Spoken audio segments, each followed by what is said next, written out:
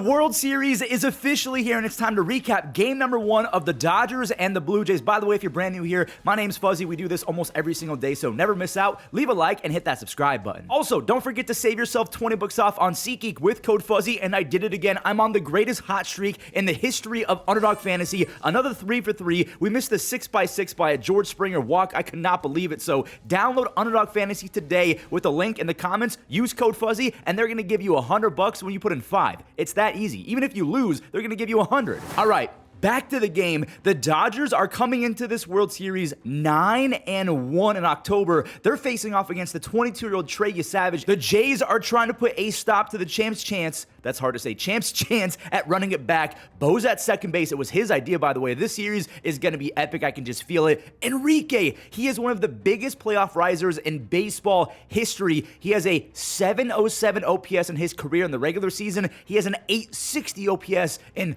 97 postseason games. He just rises to the occasion. Now the Dodgers, they went up another run thanks to Will Smith poking one past the infield to score Mookie Betts. Freddie Freeman, he did get thrown out on the in-between throw. He was going to go to third, then he went back. And Trey, because of that out, was able to keep it there. And now it's time for his offense to have his back. Alejandro Kirk, he smoked one off the wall, off the bat. I thought maybe he had a chance at leaving or it was going to go foul. It's only a single because he is the slowest baseball player I've ever seen. Varsho. This is the first home run by a lefty off of Blake Snell all season. Daulton got 96 right down the middle and he did not miss it. I'm sure he didn't even feel that swing because when you barrel up a baseball that well, it just gets deleted. Daulton's up to 7 extra base hits and 10 RBIs in 12 games in these postseasons. Blake Snell, he could not locate at all. He was trying for 6 innings, then Bo Bichette took a walk. Kirk, he's on with another base knock. Varsho, watch your lips. So the bases are loaded with nobody out. Emmett Sheehan, he is in. He has disgusting stuff,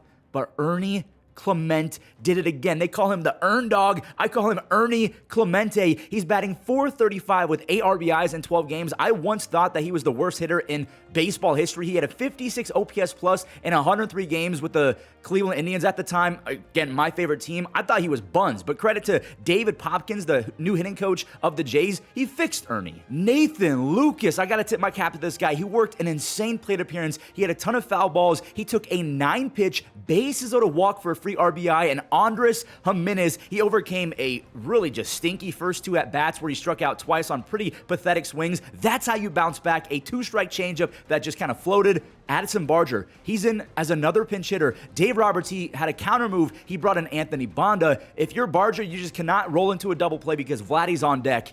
Yeah, no double play here. We have a Barger bomb. The first pinch hit grand slam in World Series history is a lefty-lefty grand slam. Barger's hitting .325 with 8 RBIs and a 1.026 OPS in the playoffs. The Dodgers gave up 4 runs total in the NLCS against the Brewers. They allow 4 on 1 swing and 9 in 1 inning. Alejandro Kirk, he just became the first Mexican-born player ever with a World Series in the home run. What did I just say? Brain, what was that?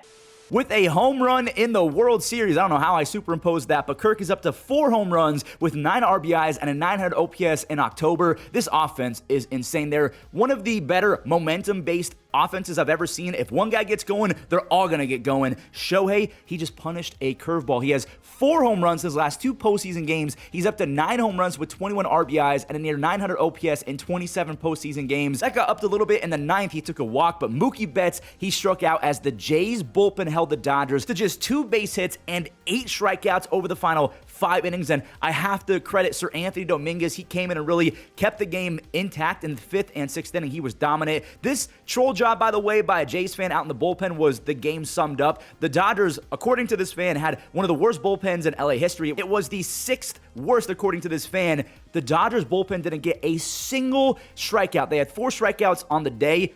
All 4 of them came from Blake Snell. So the Blue Jays go up 1-0 on the Dodgers. For the first time in 30-plus years, they have won a World Series game. Let's talk about Game 2 and preview it real quick. Yamamoto is coming off of 9 innings against the Brewers, just 1 run. He also had 7 strikeouts, but I'm going to be really dialed in to his command, just like Blake Snell, because the Blue Jays, they're pesky. They don't really strike out. Again, they only had 4 strikeouts total against a nasty Dodgers staff. If you can foul off pitches and make these Dodgers starters work, they're going to walk some guys, and I expect Yamamoto to walk 2 at the very least. And one thing I want to note about Yamamoto, I'm kind of downplaying his skills, but he is insane on the road. Game 2 is in Toronto, so expect him to still be awesome. Kevin Gausman, the Game 2 starter for the Blue Jays, has an almost 30% strikeout rate versus the current LA lineup. He's also at home, but the walks tick up against this currently constructed Dodgers lineup. It's over 9%, whereas in the regular season this year, he was hovering around 6.5%. I know it's not 6.5 to 15%, but still, look at the command for both of these starting pitchers. The strikeouts, they're probably going to be there unless the Blue Jays are annoying again and have 9 pitch at-bats like Kirk and Lucas and a bunch of guys. And there we have it, another recap in the book. Thank you guys so much for watching. Don't forget to leave a like and subscribe. It's harder to do on TV, but I know you guys got it. Just leave a like and subscribe. Don't forget to use code Fuzzy on SeatGeek as well as on Underdog Fantasy. I'm on a heater on Underdog, so it's the perfect time to sign up, and I'll see you guys in the next one. Be safe.